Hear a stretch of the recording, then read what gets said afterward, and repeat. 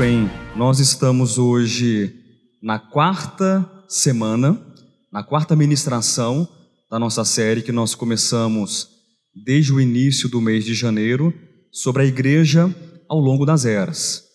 E hoje eu quero compartilhar nas últimas duas, ou seja, na quarta ministração e na quinta ministração, apenas o tema ou apenas a carta à igreja de Filadélfia ou em Filadélfia. E eu quero convidar você a abrir a sua Bíblia, por favor, em Apocalipse, capítulo número 3. Nós iremos ler daqui a pouquinho, do versículo 7 até o versículo 13. Filadélfia, carta à igreja em Filadélfia. Quem achou, diga amém. Quem não achou, todos acharam? Esse zumbido atrapalha um pouquinho a gente, mas a gente vai dar conta, a gente vai vencer, tá bom? Faz parte. Ao anjo da igreja em Filadélfia, escreve: estas coisas diz o santo, o verdadeiro, aquele que tem a chave de Davi, que abre e ninguém fechará, e que fecha e ninguém abrirá. Conheço as tuas obras, eis que tenho posto diante de ti uma porta aberta, a qual ninguém pode fechar, que tens pouca força, entretanto guardaste a minha palavra e não negaste o meu nome.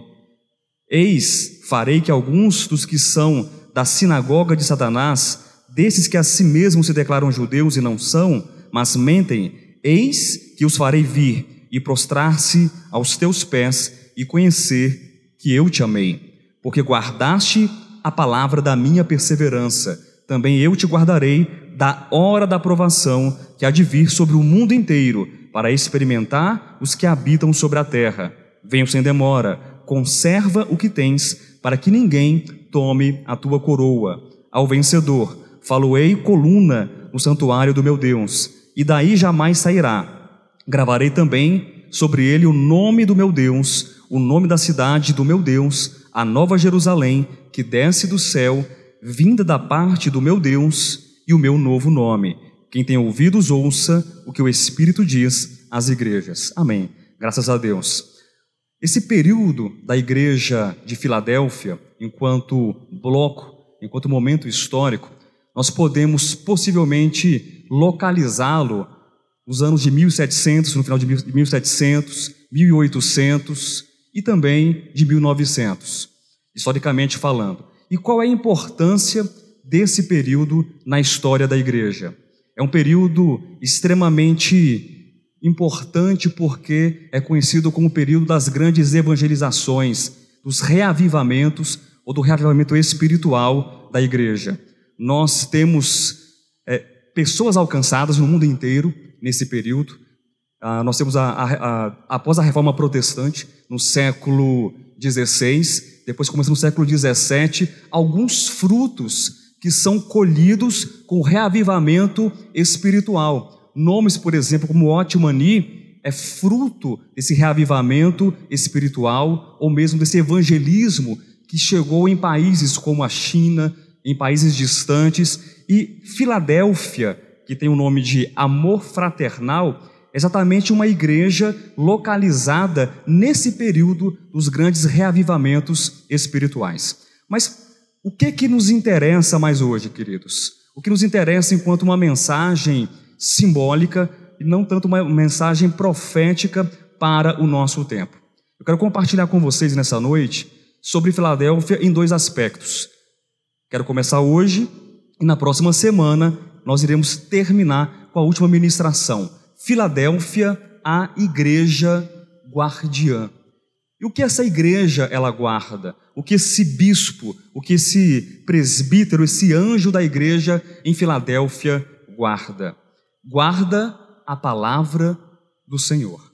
Se você percebe na sua Bíblia, volte seus olhos novamente para a sua Bíblia, diz aqui no versículo de número 8, guardaste a minha palavra. E no versículo 10, porque guardaste a palavra da minha perseverança.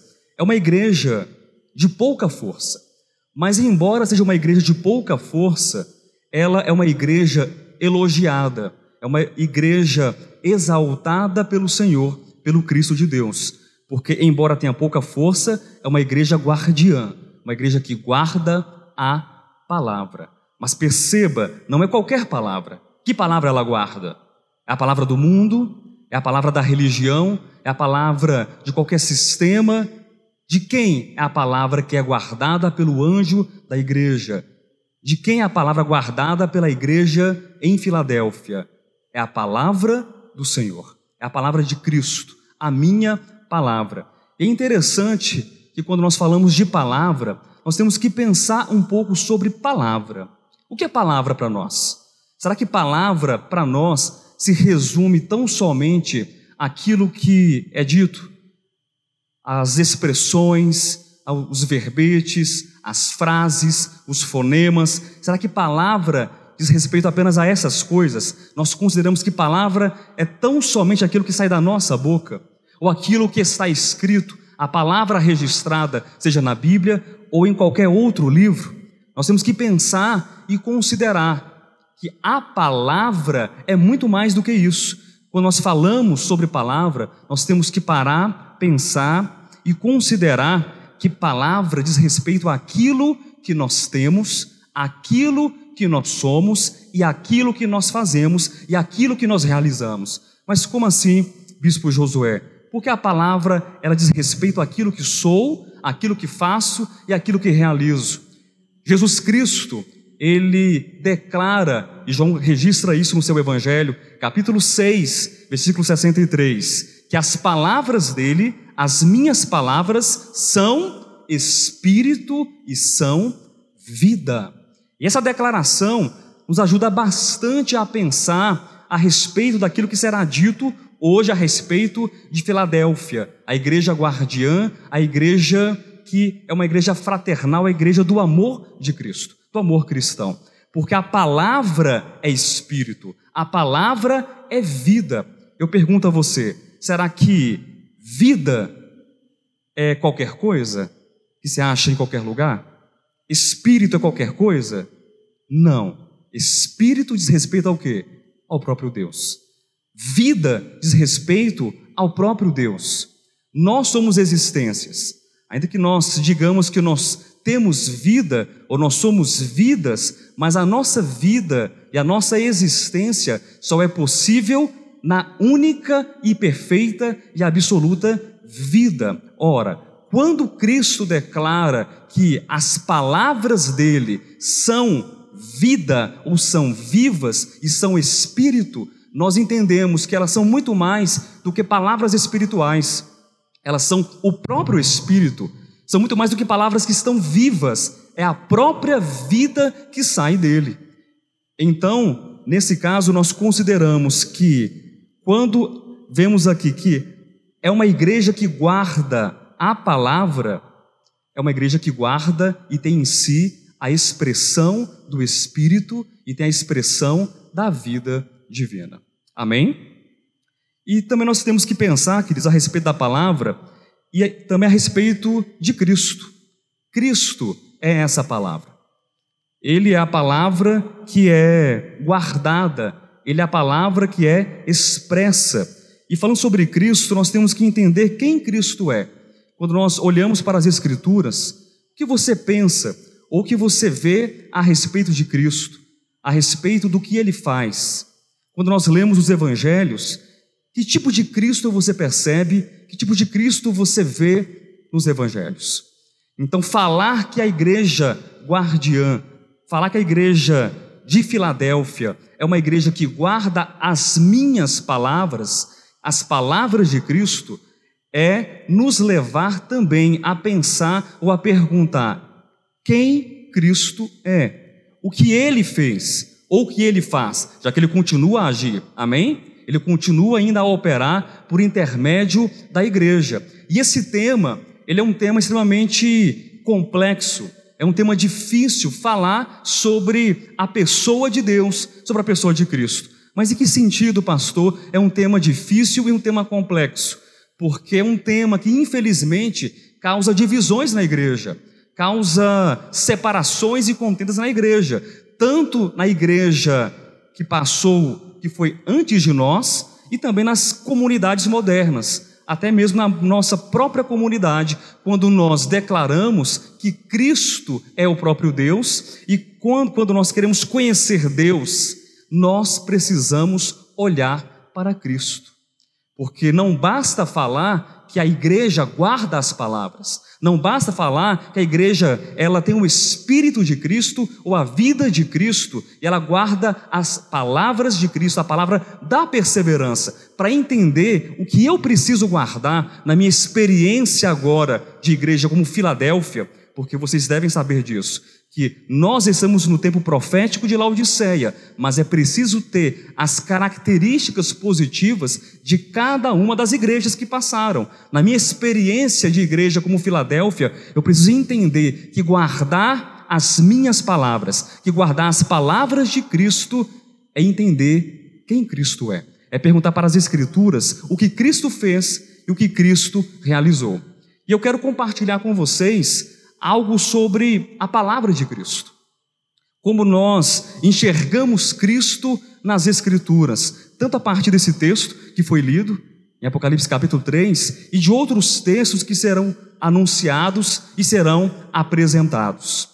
Quando falamos de palavra de Cristo, eu preciso entender que a expressão ou a palavra de Cristo nos faz pensar sobre o caráter apostólico da palavra de Cristo. Como assim? Lembram de Hebreus capítulo 3, versículo 1, quando é declarado pelo apóstolo que escreveu aquela carta, que o próprio Cristo, ele é o sumo sacerdote da nossa confissão, mas ele não é apenas o sumo sacerdote da nossa confissão. O que o texto diz mais? Ele também é o apóstolo, ele é o apóstolo e também é o sumo sacerdote da nossa confissão. Então, nosso ponto de partida para entender a palavra de Cristo enquanto uma expressão que nós temos que tomar e viver e guardar enquanto na experiência de igreja em Filadélfia, é compreender que Cristo é o apóstolo, Cristo é o representante de Deus, Cristo é o enviado do Pai. Então, guardar não é guardar qualquer coisa, não é guardar doutrinas, não é guardar aquilo que os homens estão a dizer, que os homens estão a ensinar, mas é guardar Cristo como a palavra apostólica. Eu sei que nós sempre relacionamos a palavra apostólica com os apóstolos, e isso é correto, de fato e de verdade.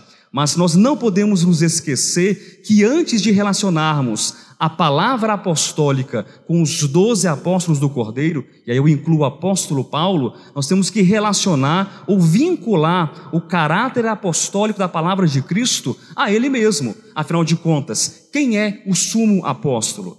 Afinal de contas, quem é o primeiro apóstolo? É Cristo. Então, você quer guardar a palavra de Cristo? Sim, eu quero guardar a palavra de Cristo. Você quer guardar a palavra da perseverança de Cristo? Sim, eu quero guardar a palavra da perseverança de Cristo. Então entenda uma coisa, esse ponto de partida de guardar a palavra para ter a experiência da igreja fraternal. Eu preciso olhar para Cristo, porque Cristo é o representante de Deus. Cristo é o enviado de Deus. Cristo é o enviado do Pai. Eu quero ler um texto com vocês, além de citar Hebreus capítulo 3, versículo 1, que nos fala de Cristo como o apóstolo, um texto mais explícito em João, capítulo 7, a partir do versículo 10. João capítulo 7, do versículo 10 até o versículo 18. Quem achou, diga amém. Então, o primeiro ponto de compreensão da palavra que deve ser guardada é entender o caráter apostólico da palavra de Cristo. Amém? Versículo 10. Mas depois que seus irmãos, os irmãos de Jesus, subiram para a festa, então subiu ele também, não publicamente, mas em oculto. Ora, os judeus o procuravam na festa e perguntavam: onde estará ele?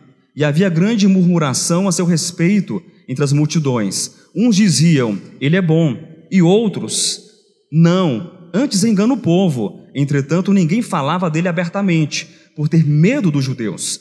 Corria já em meio à festa, essa festa, apenas para contextualizar, é a festa dos tabernáculos, e Jesus subiu ao templo e ensinava. Então os judeus se maravilhavam e diziam: como sabe este letras sem ter estudado? Respondeu-lhe Jesus: o meu ensino não é meu, e sim daquele que me ensinou. Se alguém quiser fazer a vontade dele, conhecerá a respeito da doutrina, se ela é de Deus ou se falo por mim mesmo. Quem fala por si mesmo está procurando a sua própria glória, mas o que procura a glória de quem o enviou, esse é verdadeiro e nele não há injustiça. Isso é bem interessante, porque Cristo aqui fala a respeito do conhecimento falado, fala a respeito da doutrina. E os judeus ficam extasiados, porque ele não passou por uma formação formal rabínica nas escolas de rabinos para ensinar, para declarar. Eles ficam inquietos. Como é que ele pode ensinar se ele não tem uma formação, se ele não estudou as letras? Então Cristo tem uma resposta que deixa aqueles homens, aqueles rabinos, aqueles judeus completamente perdidos, porque ele diz que o meu ensino, aquilo que eu digo, aquilo que eu falo, a minha mensagem, as minhas palavras, elas não vêm de mim mesmo. Percebem que Cristo, ele deposita, ele aloca a sua autoridade enquanto palavra, enquanto mensagem, naquele que o enviou? O meu ensino não é meu, mas é daquele que me enviou. Uma igreja que conserva o amor, uma igreja que não abandona o amor, uma igreja fervorosa, uma igreja que tem obras em Cristo na fé, uma igreja que ela é como uma igreja de Filadélfia ou em Filadélfia, é uma igreja que precisa ser conhecida, que precisa ser caracterizada como uma igreja que guarda a palavra apostólica. E eu repito, muito mais do que pensar na palavra apostólica como sendo a palavra dos 12, e isso é verdadeiro, isso é correto, porque afinal de contas, eles beberam da mesma fonte, porque Cristo é aquele que ensina, Cristo é aquele que alimenta os 12 apóstolos com a palavra que é vida, com a palavra que é espírito. Mas muito mais do que pensar nos 12 apóstolos, nós temos que pensar na palavra apostólica, na palavra que eu preciso guardar para a manutenção da minha fé, da minha vida cristã em Cristo, como o enviado do Pai, como representante do Pai. Então, quando Cristo caminhava sobre a terra em seu ministério, onde quer que ele estivesse, ali estava um real e perfeito e fiel representante do Pai. Quando Cristo falava, quem falava? Quem falava, igreja? Quando Cristo falava, quem falava? O Pai. Quando Cristo ensinava, quem ensinava? Quando Cristo doutrinava, quando Cristo exortava, quando Cristo estava falando, ali estava falando o Pai. Eu dizia a vocês que é um tema difícil, um tema que gera truculências na igreja, quando a gente olha de repente para o Antigo Testamento, ou textos de difícil compreensão, e a gente vê o Pai sendo representado, a gente vê Deus no Antigo Testamento sendo representado de uma maneira o quê? Agressiva, de uma maneira que não diz respeito à imagem de Cristo no Novo Testamento. E é difícil esse tema, mas conhecer Deus, conhecer o seu caráter, conhecer a sua natureza, é conhecer Cristo enquanto a palavra revelada, a palavra apostólica, o enviado do Pai. Ele não é apenas o enviado, ele não é apenas o representante, mas Cristo, ele é a imagem perfeita de Deus. Lembram de um texto que fala sobre isso? Hebreus, capítulo 1, versículo 3. Querem ler comigo? Hebreus, capítulo 1, vamos lá, versículo 3. O que diz esse texto, queridos?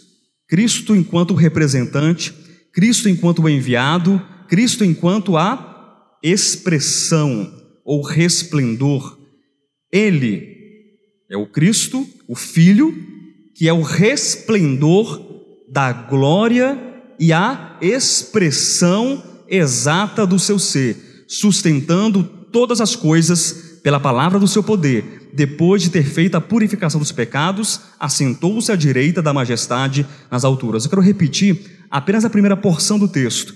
Ele que é o resplendor da glória, e guarde isso, a expressão exata do seu ser, ou do ser divino. Pastor, o que significa então guardar a palavra da perseverança? O que significa guardar a palavra de Cristo? Significa reproduzir exatamente, fielmente, aquilo que Cristo é. Então, eu pergunto às Escrituras, e de acordo com esse texto, Cristo é o quê? Ele é uma sombra variante ou variável de quem Deus é. É isso que diz o texto para nós? Cristo, ele é um pouco parecido com o Pai. É isso que diz o texto? O texto afirma que ele é a expressão exata do ser divino. É a expressão exata de Deus. Por isso ele é o primeiro apóstolo, o sumo apóstolo, é o enviado do Pai e o representante do Pai. E é bem interessante para relembrar os irmãos que já conhecem esse texto, ou para aqueles que não conhecem, vale como primeira informação. A palavra expressão exata, no sentido original, na língua grega, ela é caráter. E caráter, no sentido original, tem o significado, tem o sentido de estampa, de impressão e de marca. E o caráter era uma ferramenta, no sentido primitivo, sentido original, era uma ferramenta utilizada para imprimir imagens em selos e moedas reais. Mas com o passar do tempo, com o desenvolvimento da língua grega, a palavra caráter passou a significar ou a ser a própria imagem. E o que isso quer dizer? Isso quer dizer que Cristo, ele não é uma ferramenta, mas Cristo é a estampa de Deus. Cristo é a face de Deus. Cristo é a imagem de Deus. Cristo é a expressão de Deus. Cristo é a marca de Deus. Se os homens quisessem olhar para a terra no tempo de Cristo e se fizessem a pergunta assim: onde está Deus? Nos dê uma marca, uma identificação, uma característica de onde está Deus. Alguém poderia apontar, como João Batista fez: eis o Cordeiro de Deus que tira o pecado do mundo. Ali está a estampa de Deus, ali está o rosto de Deus, ali está a marca de Deus, a imagem de Deus. Então, o primeiro ponto que eu queria deixar claro para vocês, que guardar a palavra da perseverança, ou guardar as palavras de Cristo, guardar as minhas palavras, diz respeito, em um primeiro momento, a entender o que é a palavra. A palavra não é meramente aquilo que se diz, aquilo que se sopra, ou aquilo que se lê, mas a palavra é espírito, e a palavra é vida, a palavra é viva, e diz respeito também a entender quem é Cristo, porque afinal de contas é guardar as palavras dele, e Cristo é a expressão exata de Deus, o enviado do Pai e o representante do Pai. Vamos voltar para Apocalipse capítulo 3. Primeiro ponto: caráter apostólico da palavra de Cristo. Quem pode dizer amém? Não desfaleçam na fé.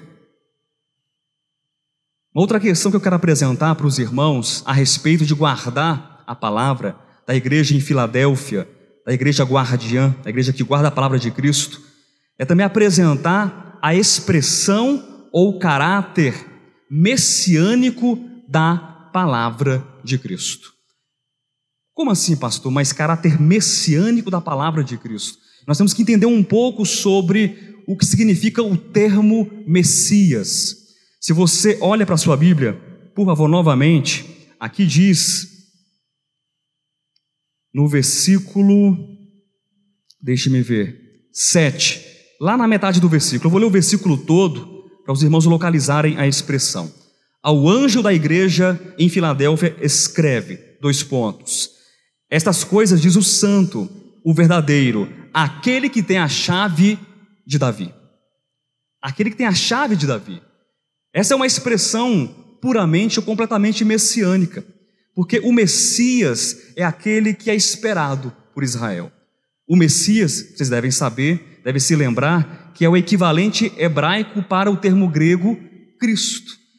Então, falar de Cristo é falar do Messias. Mas havia um grande problema na mentalidade, na ideia da mente judaica, não apenas no tempo de Cristo, mas até mesmo em tempos anteriores a Cristo. Porque a palavra Messias era uma palavra que era compreendida profeticamente pelos judeus, até mesmo pela leitura dos livros da Bíblia hebraica do Antigo Testamento, como alguém, um homem dotado de uma força sobrenatural divina, de um poder, de uma autoridade divina, que ele iria destronar os impérios opressores sobre Israel. Era alguém que iria fazer uma reforma política, talvez uma reforma religiosa, uma reforma de um governo humano. Mas nós não vemos um Cristo que é detentor da chave de Davi nessa visão terrena, nessa visão política, nessa visão humana e caída. Cristo tem a chave de Davi. Ele tem a chave de Davi porque ele é o descendente que se assentará no trono de Davi na manifestação do reino. Mas muito mais do que isso, Cristo, ele é o representante de Deus. Então, o governo divino e humano que será trazido ou estabelecido sobre a terra. Falar sobre Messias é falar sobre alguém que tem a qualidade ou que tem a incumbência de ser o libertador, de ser aquele que irá trazer vista aos cegos, aquele que trará solução para os problemas do povo, não de uma maneira imediatista, pão, água, saúde, mas uma solução espiritual para o povo. Falar sobre Messias ou do valor ou do caráter da palavra messiânica é falar de um libertador que liberta o homem de todos os seus cativeiros, das esferas mais profundas de cativeiros que prendem o homem. Eu quero ler um texto com vocês, ainda no Novo Testamento, Lucas capítulo 4, vamos voltar um pouquinho. É um texto que fala sobre a tentação de Jesus, também equivalente em Mateus capítulo 4. Quero ler do versículo 14 até o versículo 21. Quem achou, diga achei. Queria que todos abrissem esse texto, Lucas capítulo 4, do versículo 14 ao 21. Cristo, após ser tentado, no deserto da tentação, acompanhem a partir do versículo 14. Então Jesus, no poder do Espírito, regressou para a Galileia, e a sua fama correu por toda a circunvizinhança, e ensinava nas sinagogas, sendo glorificado por todos. Indo para Nazaré, onde fora criado, entrou num sábado na sinagoga, segundo o seu costume, e levantou-se para ler. Então lhe deram o livro do profeta Isaías, e abrindo o livro, achou o lugar onde estava escrito: O Espírito do Senhor está sobre mim, pelo que me ungiu para evangelizar os pobres, enviou-me para proclamar libertação aos cativos e restauração da vista aos cegos, para pôr em liberdade os oprimidos e apregoar o ano aceitável do Senhor. Tendo fechado o livro, devolveu-o ao assistente e sentou-se, e todos na sinagoga tinham os olhos fitos nele. Então passou Jesus a dizer-lhes: Hoje se cumpriu a escritura que acabais de ouvir. Jesus, ele cita Isaías capítulo 61. Isaías é um dos livros que tem a maior porção de passagens messiânicas, ou talvez um dos livros que tenha a maior porção de passagens messiânicas do Antigo Testamento. E Cristo, então, ele agora coloca uma ideia sobre Messias que é revolucionária para o povo naquela época. Porque o povo esperava o quê? Pão. O povo esperava o quê? Libertação. O povo esperava o quê? Uma reforma política, uma reforma, de repente, por meio da força, da violência, de um exército de tropas, algo no sentido de um guerreiro que estivesse com a armadura reluzente, sentado num cavalo branco, com uma espada desembainhada, corajoso, e pudesse massacrar todos os inimigos de Israel e colocá-los, os inimigos, para fora daquela terra prometida. Mas Cristo, Ele apresenta agora uma configuração de messianidade completamente diferente. O Messias é aquele que está debaixo de uma cobertura espiritual. O Messias é aquele que está, de fato, como o próprio nome vai designar, ungido, coberto pelo Espírito, para fazer o quê? Colocar os cativos em liberdade, devolver a vista aos cegos, para evangelizar, para apregoar o ano aceitável do Senhor, para dizer que Cristo é o libertador, que Deus é o libertador. Falar de uma igreja que tem a palavra messiânica, ou uma igreja que guarda a palavra messiânica, é ter o mesmo espírito que Cristo teve.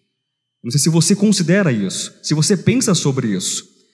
A igreja de Filadélfia, a igreja em Filadélfia, ou o espírito, a característica simbólica e espiritual dessa igreja, resulta em corações que são corações apostólicos, porque sabe que Cristo é o enviado do Pai, mas também resulta em corações conformados ao próprio coração do ungido de Deus, corações que estão unidos à vontade, ao desejo, ao propósito que Cristo fez, que Cristo realizou e que Cristo está a realizar. Eu sei que hoje em dia, isso não é novidade, fala-se muito de movimentos messiânicos, de igreja messiânica, de cristianismo messiânico, mas é um movimento ou de igrejas que estão muito mais relacionadas a um judaísmo, a práticas judaizantes, a vestes, a costumes, a festas, a ritos, a remontar uma suposta genealogia para descobrir se de repente eu sou um ascendente de um judeu que viveu há 300 anos atrás e, portanto, eu faço parte de uma linhagem messiânica ou de uma linhagem judaica. Mas o verdadeiro Messias, o verdadeiro espírito messiânico é o espírito que nós acabamos de ler em Lucas capítulo 4, que remonta Isaías capítulo 61.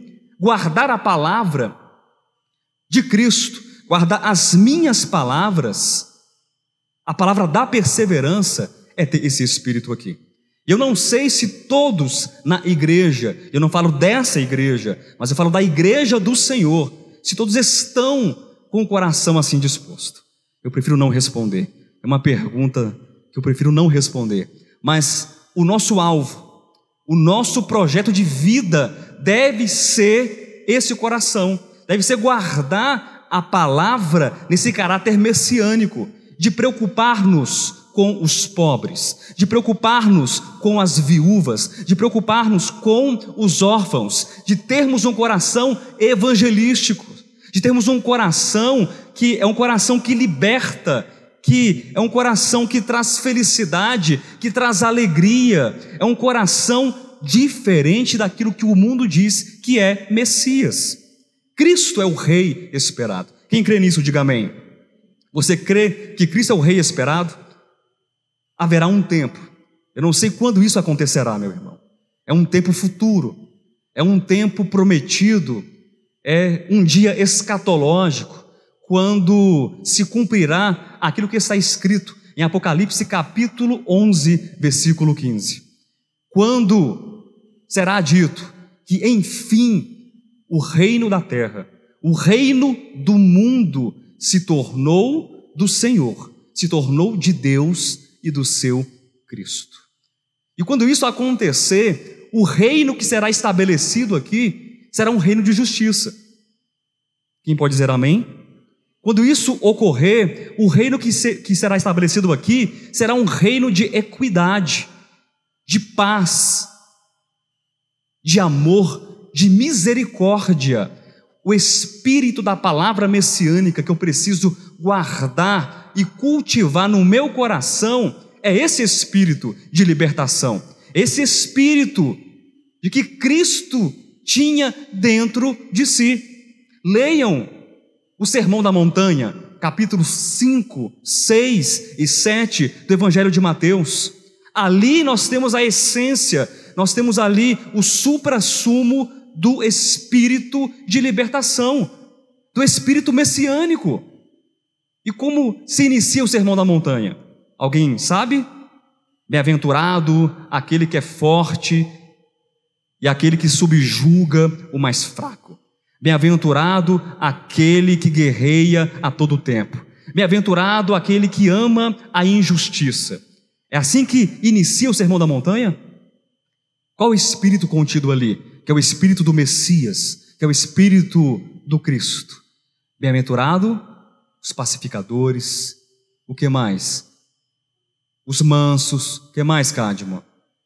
Os humildes, os que têm fome e sede de justiça. Esses são os bem-aventurados. O nosso papel enquanto igreja é sermos representantes de Deus. O nosso papel enquanto igreja é sermos uma expressão daquilo que Cristo é. Exatamente isso. Pequenos cristos. Eu não me canso de falar sobre isso. O cristão, ele é um pequeno Cristo. Cristo é um ungido. Cristo é o Messias que libertou, e você é um pequeno Cristo. Se você é um pequeno Cristo, você não fará os mesmos milagres, talvez, não fará as mesmas obras, apesar que ele disse que faríamos obras e milagres maiores, os apóstolos fizeram, mas você será o guardião da palavra messiânica, o guardião da palavra libertadora, da palavra que traz paz a todos os homens. Primeiro ponto que nós vimos sobre Filadélfia diz respeito a guardar a palavra o quê? Apostólica. Segundo ponto, guardar a palavra messiânica. Mas há um outro ponto que eu quero ler com os irmãos, voltando para Apocalipse, para entender o que significa guardar a minha palavra. Vamos voltar para Apocalipse capítulo 3. Leia, por favor, o versículo 10. Perdão, o versículo 9. Eis que farei que alguns dos que são da sinagoga de Satanás, desses que a si mesmos se declaram judeus e não são, mas mentem, eis que os farei vir e prostrar-se aos teus pés e conhecer que eu te amei. Havia um problema naquela igreja, não propriamente na igreja. Deixa eu corrigir a minha expressão, a minha frase. Os irmãos da igreja de Filadélfia enfrentavam uma oposição, enfrentavam uma dificuldade. Aqueles que se diziam judeus, mas não eram, eram na verdade uma sinagoga. A palavra sinagoga significa reunião ou também assembleia. Era uma assembleia, uma reunião de Satanás.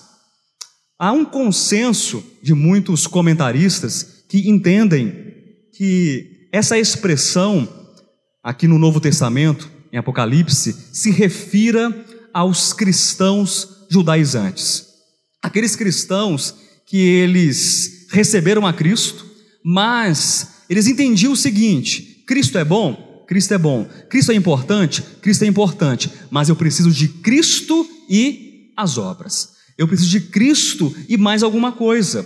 E os irmãos, se lerem, por exemplo, a carta que Paulo escreveu aos Colossenses ou aos Gálatas, os irmãos irão se deparar com um combate ferrenho do apóstolo Paulo em relação a esse problema, a essa questão do primeiro século ainda, de irmãos que estavam no meio da igreja, que estavam na Assembleia dos Santos, mas eles acreditavam que além de Cristo era necessário mais alguma coisa.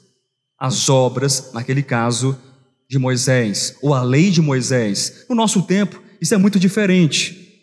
Além das obras de Moisés, porque há igrejas especializadas nas obras de Moisés, mas há outras obras que concorrem ou que contribuem, que cooperam para a salvação do homem. É Cristo mais alguma coisa. Cristo pode ser 99%, mas 1% é necessário para a salvação do homem.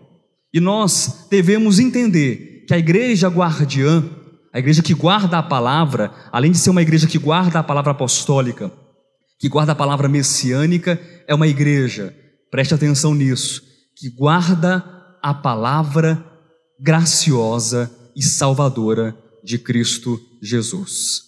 Uma igreja que ama o Senhor é uma igreja que defende a palavra da graça. É uma igreja que ama a palavra da graça. É uma igreja que vive a palavra da graça. É uma igreja que compartilha a palavra da graça. Eu não posso guardar, eu não posso expressar, eu não posso fazer nada a não ser a palavra da graça. Isso significa que eu me vejo debaixo do olhar gracioso do próprio Cristo, do próprio Deus, e eu também sou uma expressão dessa palavra da graça. Eu não vou cobrar do próximo, eu não vou cobrar do meu irmão, eu não vou evangelizar, eu não vou anunciar um tipo de falso evangelho que seja Cristo mais alguma coisa, mas eu só posso anunciar, eu só posso causar despertamento espiritual na vida do próximo, anunciando o puro, simples, genuíno evangelho gracioso e salvador de Cristo Jesus.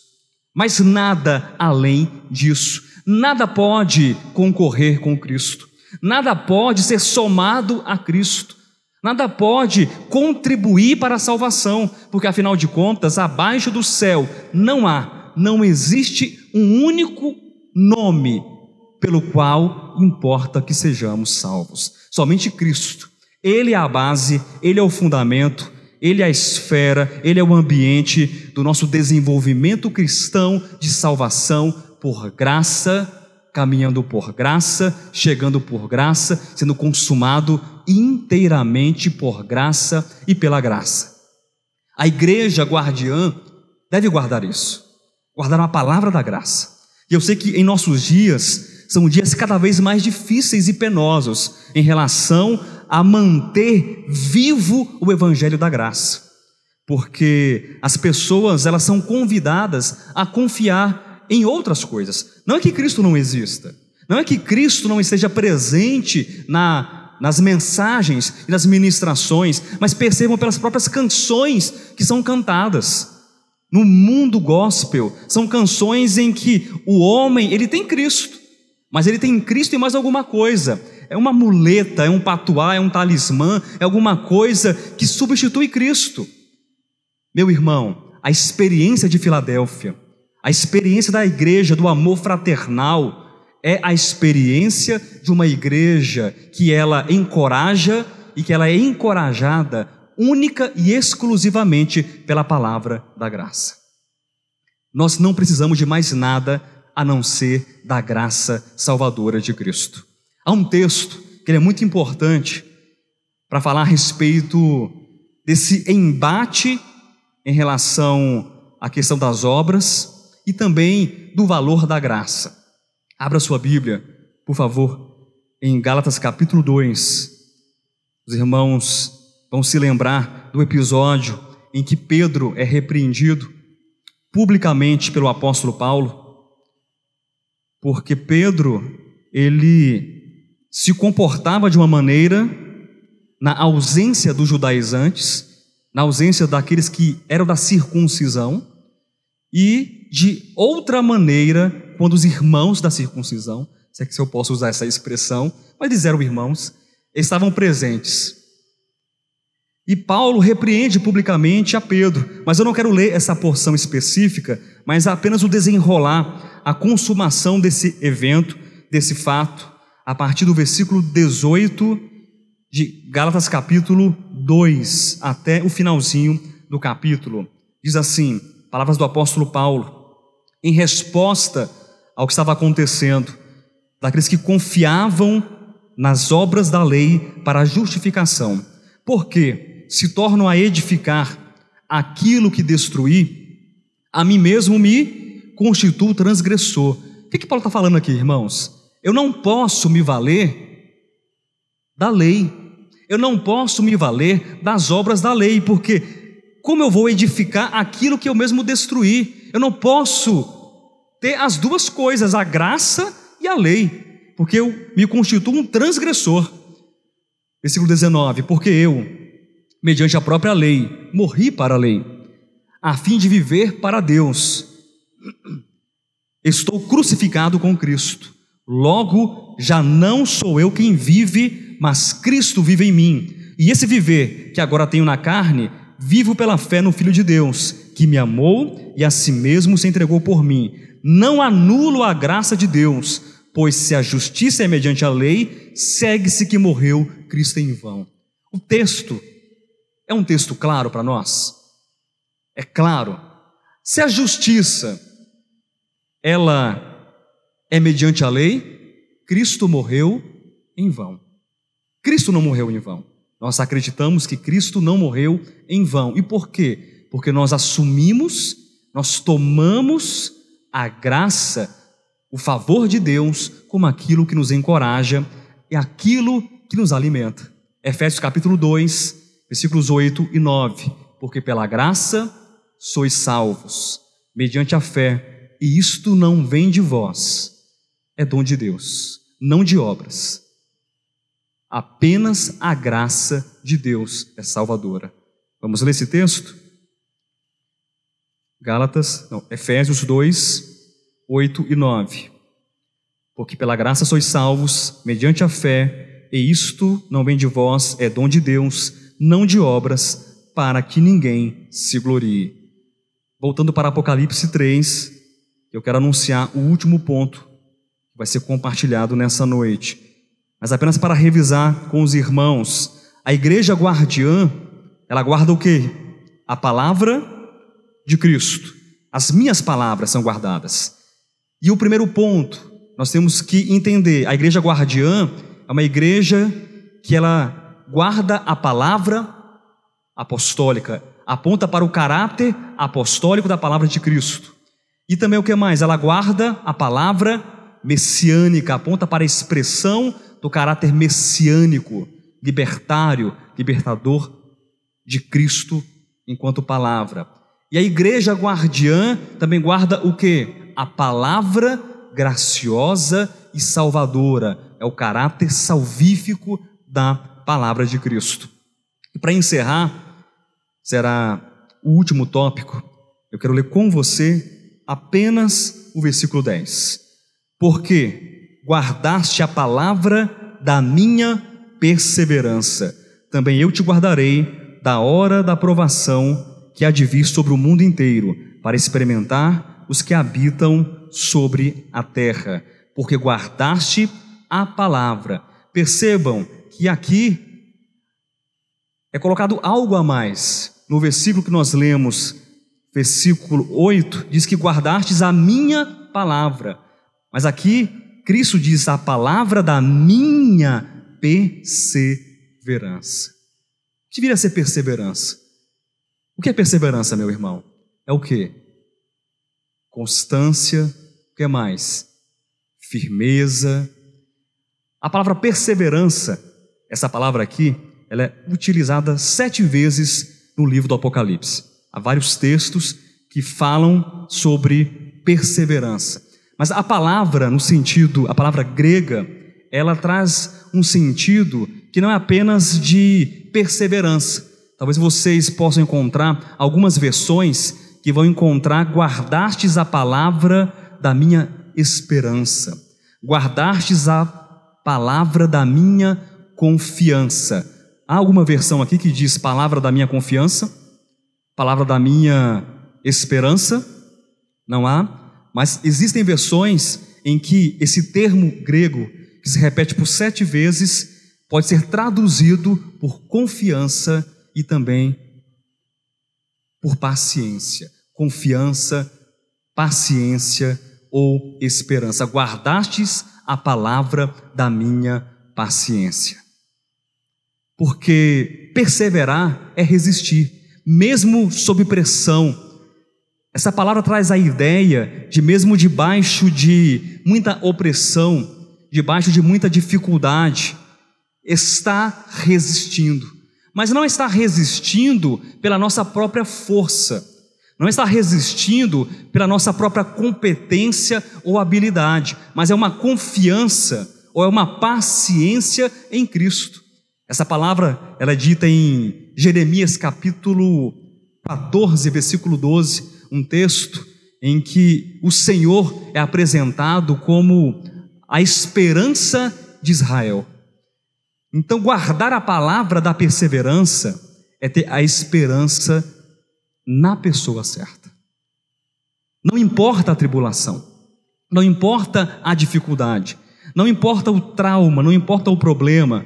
Nós sabemos que Filadélfia não é uma igreja perseguida, como foi a igreja de Esmirna, mas há perseguições que podem vir em um momento ou outro da nossa experiência cristã. Talvez não sejam perseguições ou problemas que sejam físicos, mas algum problema, alguma pressão. Já se sentiu pressionado, premido, apertado? Já aconteceu com você? Mas guardar a palavra da perseverança é suportar, é permanecer firme, fiel e corajosamente, até mesmo debaixo ou sob pressão de situações difíceis. Guardar a palavra é confiar. Guardar a palavra é acreditar. Mas não é acreditar em qualquer um, em qualquer pessoa, mas é no Cristo de Deus, como a nossa esperança, conforme está em Colossenses, capítulo 1, versículo 27. O que é dito nesse texto? Cristo em nós ou em vós a esperança da glória. Somente tendo a esperança, somente tendo a perseverança, somente tendo a confiança, somente tendo a paciência vinda de Cristo, é que nós poderemos suportar qualquer tribulação que venha sobre nós. Então a igreja de Filadélfia, ou em Filadélfia, é uma igreja que é perseverante. É uma igreja, talvez a palavra moderna que pudéssemos utilizar, é uma igreja resiliente, que não importa o que aconteça, ela pode se dobrar, ela é fraca, porque há uma certa fragilidade, mas ela suporta em Cristo, ela persevera em Cristo, ela é resiliente, ela confia no Senhor. Então, o ensino que nós temos dessa igreja, queridos, é um ensino que nos encoraja a viver guardando a palavra do Senhor. A palavra não como um mero registro, mas uma palavra viva, uma palavra que nos encoraja, nos habilita, nos capacita a caminhar todos os dias, olhando para Cristo, sendo apostólicos, sendo messiânicos, sendo aqueles que foram alcançados pela graça salvadora e aqueles que têm uma confiança inabalável no Senhor. Então, a expressão dessa igreja simbólica, a expressão espiritual dessa igreja é de guardar a palavra do Senhor.